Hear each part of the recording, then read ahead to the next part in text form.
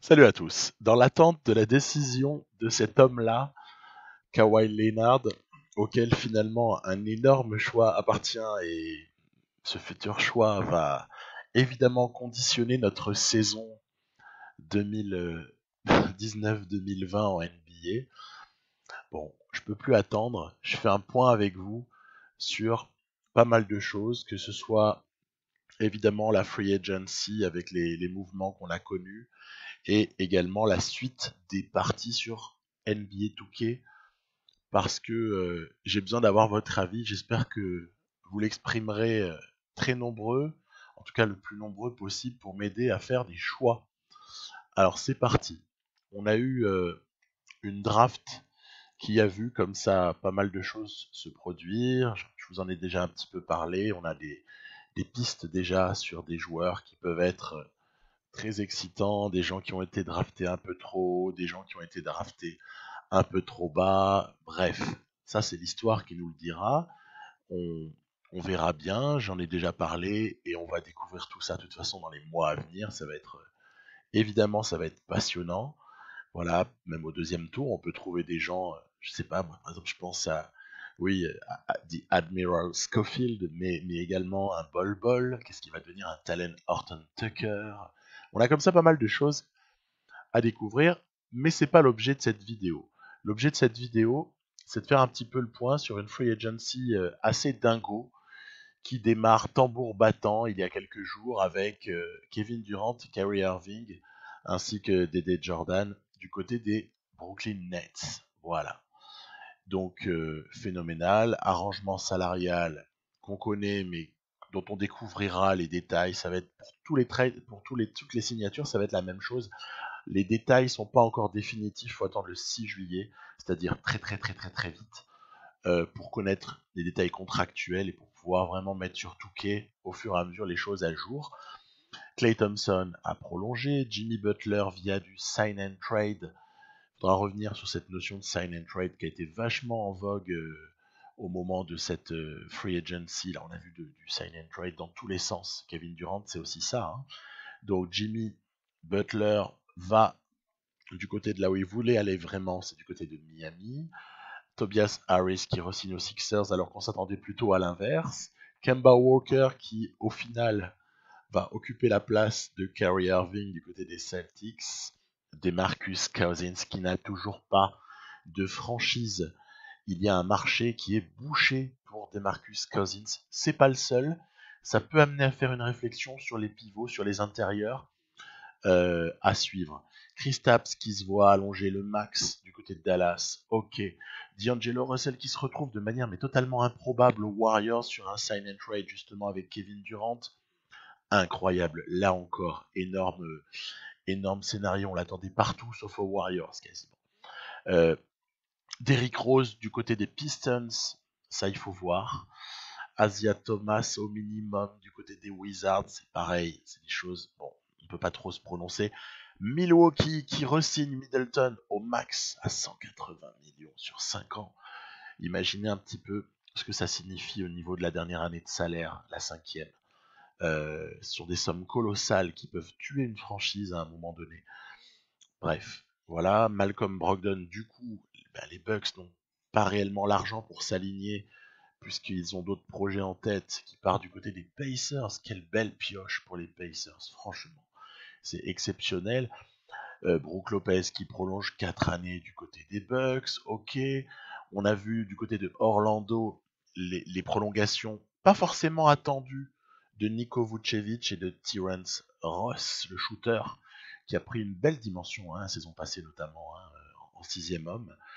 Deadman qui va renforcer les Kings, c'est très intéressant. Un Beverly qui s'est fait draguer de part et d'autre, mais qui finalement reste aux Clippers. Il paraît-il qu'il est trop ami avec Lou Williams pour l'abandonner, c'est sympa. Rudy Gay qui prolonge pour un joli salaire, hein, sur 2 ans du côté des Spurs. On a Mirotic, je ne l'ai pas mentionné, qui repart en Europe. Incroyable. Un salaire assez colossal. On est dans les 80 millions sur 6 ou 7 ans, hein. Ce qui veut dire qu'on est presque sur un salaire qui est comparable à ce qu'il aurait pu avoir en NBA. En tout cas, pas loin. C'est assez colossal de la part de Barcelone en Euroleague. Julius Randle qui finalement, bah oui, est un peu un choix de repli des Knicks, hein, mais qui peut apporter de superbes choses, hein. Ça peut être vraiment génial, hein, Randle aux Knicks. Gasol qui prend son option, très bien, très bien. Al Horford, ça c'est un coup de tonnerre, hein. Al Horford qui décline sa player option, qui va du coup aux Sixers pour signer 109 sur 4 ans, mais en fait on sait qu'il n'y a que 97 millions qui sont garantis. Coup de tonnerre et renforcement exceptionnel pour les Sixers.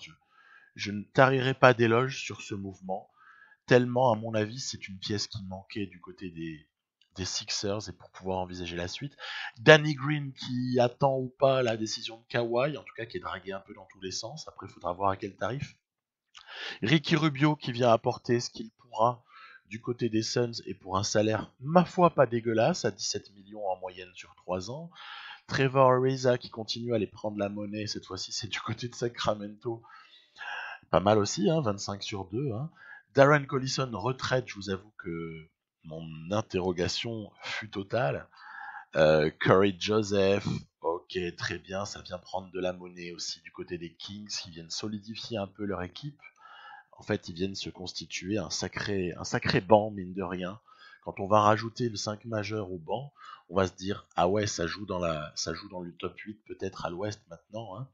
Le Jazz, mais alors le Jazz, ils ont envoyé la monnaie. Hein. Très joli contrat à Bogdanovic. Les Bulls qui récupèrent Young, c'est génial. Elfrid Payton qui va aux Knicks, faudra attendre. On a aussi appris une batterie de joueurs au niveau des Lakers qui n'ont pas encore de future destination. Je pense que tout ça, ça peut re-signer au minimum s'il y a une superstar. Enfin, il n'y a plus beaucoup de choix. Et sinon, ça va se partager les belins, hein, probablement, hein, parce que hormis, enfin, on pourrait pas rigoler sur les Lakers. Je vais pas m'amuser à me moquer, c'est pas la question, mais simplement, hormis Davis, James et Kuzma, et puis aussi deux trois joueurs, on fait quoi? Bref, Chandler vient apporter au minimum quelque chose aux Nets, ainsi que Gareth Temple, pas au minimum lui. Il y a encore des joueurs comme ça qui n'ont pas encore de destination finale. Ça va encore continuer à bouger dans les jours à venir. À noter Ellington du côté des Knicks, c'est intéressant, le shooter. Et les Mavs qui choisissent, après avoir prolongé l'ami Powell, ils prolongent Kleber sur un joli contrat, mine de rien, et Gigi Barea par contre au minimum. Ok, donc on est sur de la continuité de ce côté-là. Après, on a un Jeremy Lamb qui part du côté des Pacers. Pacers se renforce joliment, moi je trouve. Hein. Vraiment. Hein. On a après Robin Lopez qui rejoint le frangin Brook du côté des Bucks. Bon, pourquoi pas. À noter là encore un petit Desmarais Carroll qui va apporter du côté des Spurs. C'est pas inintéressant.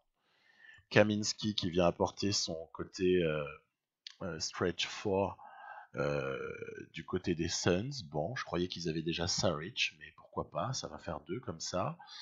On a Ed Davis qui vient renforcer la raquette du Jazz en backup de Rudy Gobert. On a l'inénarrable Jared Dudley qui va aux Lakers. Je ne sais pas comment interpréter ce mouvement. Marcus Morris n'a pas pris de décision, attention. Terry Rozier qui va du côté des Hornets pour cueillir un ma foi fort joli contrat. Tace qui re-signe aux Celtics, génial. Celtics a besoin de monde dans la raquette. Hein.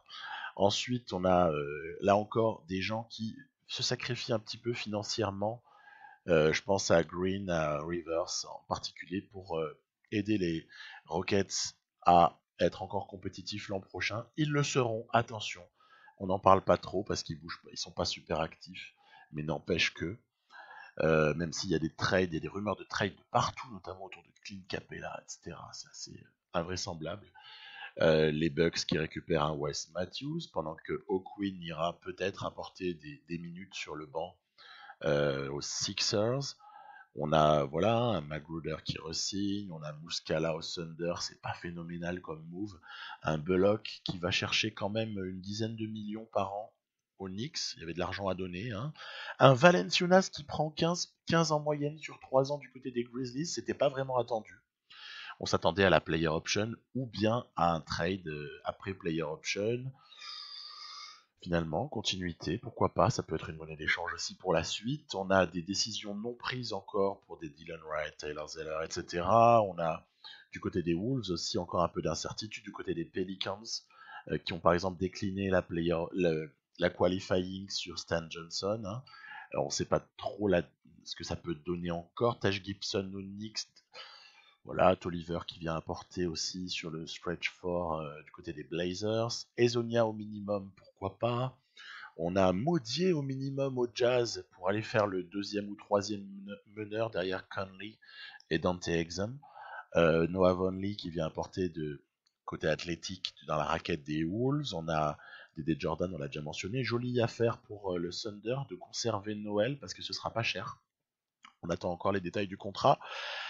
Gigi Redick s'est laissé draguer par les dollars des Pelicans pour aller prendre 26 sur 2 ans, ce qui est pas mal du tout. Très bonne affaire des Pacers qui récupèrent encore un bon petit joueur intelligent en la personne de McConnell. Les Mavs dans la série européen récupèrent Boban, ça va faire kiffer ça. Ça va vraiment être vraiment marrant de voir jouer les Mavs cette saison, ça va être génial. Scott Ennis prolonge aux Sixers, d'accord, il faut du banc, normal. Oubre, il n'y a pas encore de décision, c'est important, parce qu'il y a un joli contrat qui peut être attendu du côté de Kelly Oubre Jr., à voir s'il y aura alignement des Suns ou pas. Ensuite, Tyler Johnson, tu m'étonnes qu'ils prennent la player option à 19 millions. Lol, hein, ok. Al-Farouq Aminu qui change de crèmerie, ainsi que Seth Curry qui retourne aux Mavs. Pour le Magic, c'est pas mal l'apport de Aminu, hein.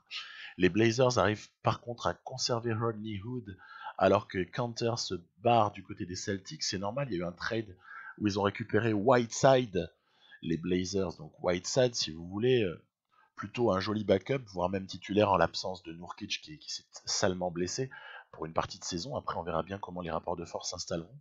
Après, il y a Willie Cauley-Stein au minimum aux Warriors. Non mais, on croit quasiment rêver quand on voit le truc. Au minimum, les mecs, ils récupèrent Willie Cauley-Stein. Excusez-moi, mais c'est une affaire monstrueuse, monstrueusement bonne pour les Warriors, qui sont vraiment loin d'être morts. Hein.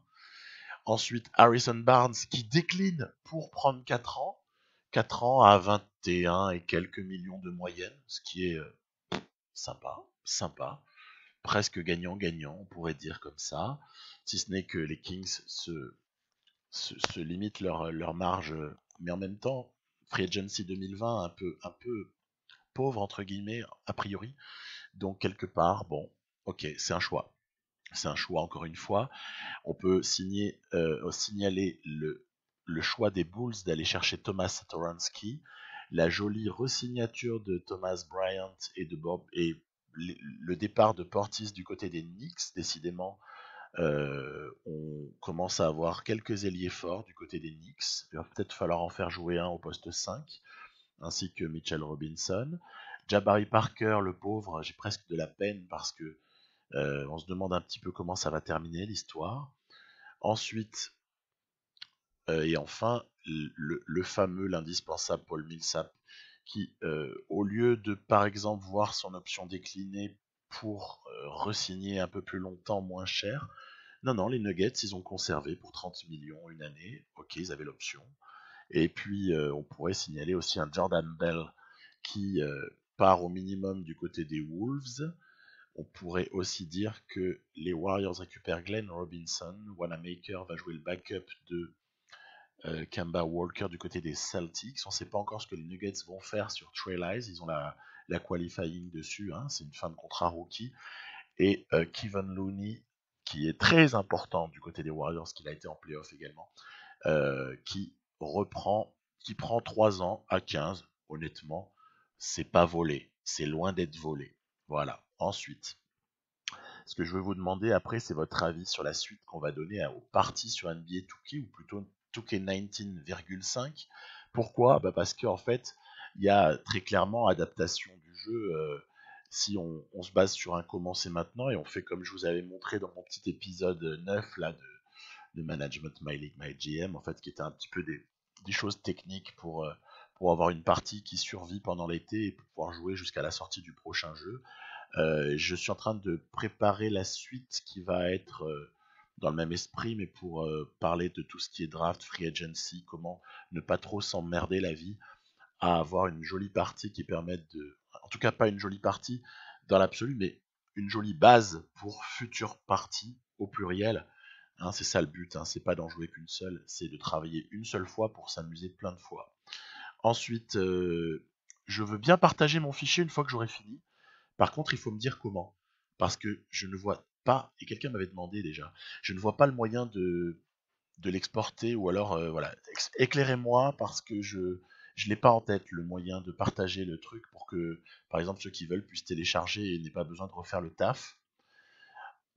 Je vous propose, soit pas avant quelques jours, parce que les Lakers, ils sont loin d'avoir terminé leur mercato, hein, mais de la suite Lakers versus Celtics, ça peut être marrant. J'avais laissé le truc en plan à partir du moment où ça a commencé à capoter de tous les côtés entre les Lakers et les Celtics. Ça n'allait plus du tout à partir du mois de mars. On voyait que ça partait en sucette. Ça a malheureusement été confirmé, donc je me suis dit, ne sois pas trop en décalage avec la réalité dans une partie, parce que surtout que tu éclates tout avec ces deux équipes-là, même en niveau de difficulté élevé. Mais par contre, donc superstar hein, pour le nommer, mais par contre, ouais, ça n'a pas de sens si on va chercher un titre avec les Lakers, je veux dire, par exemple, là, en 2019, bien sûr. Hein.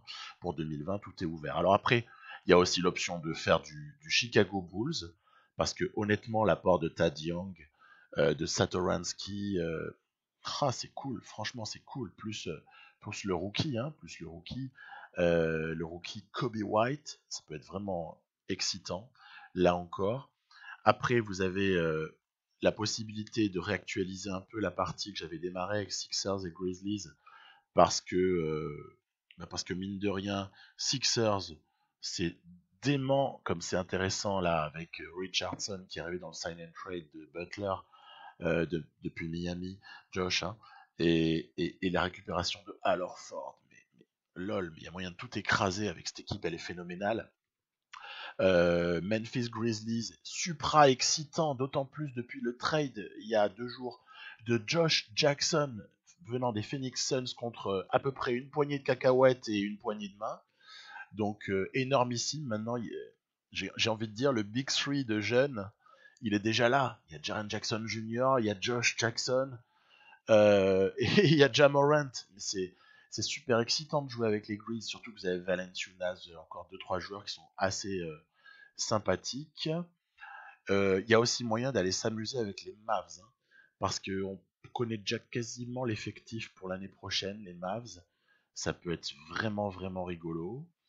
Et sinon, évidemment, là, ce que j'ai sous le coude, moi, c'est un peu Detroit Pistons qui me donnerait l'occasion, même si c'est supra décalé avec la réalité, de faire un focus où on pourrait un peu faire un débrief de Miami et de Detroit, parce que il y a pas mal de choses à dire, que ce soit évoquer ses coups, évoquer le non-trade de Reggie Jackson, etc. Plein de choses du côté de Miami. C'est quand même exceptionnel, une franchise qui n'a aucun cap space et qui arrive tout de même à choper un free agent majeur en la personne de Jimmy Butler. Hein. C'est quand même énorme. Hein. Après, on sait qu'il s'est passé plein de choses, ok. J'avais abandonné cette partie avec le hit, vraiment avec un milliard de regrets, tellement elle était rigolote, mais en même temps on était trop fort. C'est pour ça que j'avais un peu arrêté. Et puis il y a aussi, dans la série, tu peux reprendre des trucs, mais sans reprendre la partie en question, hein, mais en reprenant depuis l'été, hein, qu'on soit clair. Il y a évidemment du Spurs qu'on peut soit continuer parce que la partie elle était super excitante, soit reprendre, mais à mon avis plus continuer dans ce cas-là, on est en 2022. Il y a du Knicks à reprendre là avec du R.J. Barrett, Knox, Robinson, plus tous ceux qu'on a vus là, les Randall, les Portis, Wayne Ellington, etc. Ça peut être marrant. Dennis Smith Jr., ne l'oublions pas, il y a Nilikina qui n'a pas bougé. Bah, c'est rigolo, hein. C'est rigolo parce que c'est difficile, hein. Donc sympa. Ensuite, vous avez évidemment toujours les Pacers parce que il faut quand même en parler. Pacers avec Malcolm Brogdon. Moi, je pense qu'on minimise ce que les Bucks ont perdu en laissant partir Brogdon. Brogdon, c'est 50, 40, 90, hein, pour ceux qui voient. c'est Monsieur Sécurité, en plus ça défend. Voilà, donc je sais pas, c'est une énorme perte pour moi. Et du coup, c'est un énorme ajout du côté d'Indiana. En plus, à Indiana, il y a le rookie là, le géorgien là. Son nom m'échappe, mais voilà. Bref, il y a vraiment matière à faire du côté des Pacers. On peut vraiment se marrer. Et puis sinon, bah, il y a pas mal de choses possibles du côté de franchises avec lesquelles je vous ai jamais rien proposé. Que ce soit le Magic, que ce soit les Kings. Kings, c'est excitant, hein.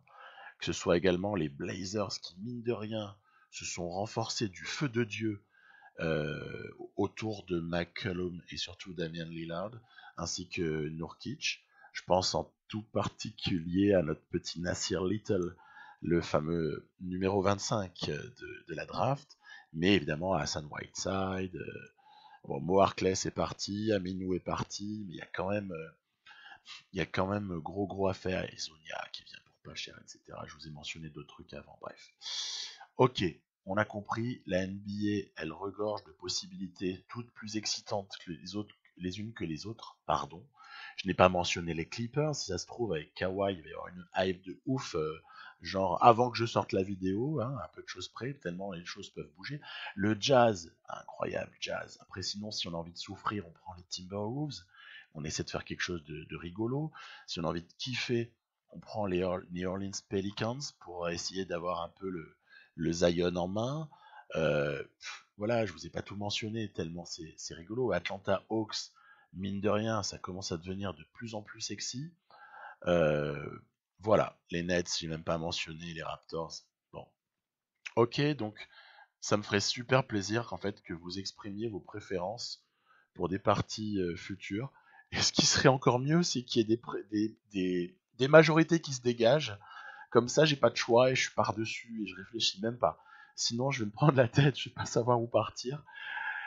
Parce que bah, moi, je pense que vous l'avez un peu compris maintenant, j'aurais tendance à vouloir jouer avec tout le monde. Tellement je trouve qu'il y a un intérêt en fait avec n'importe quelle franchise.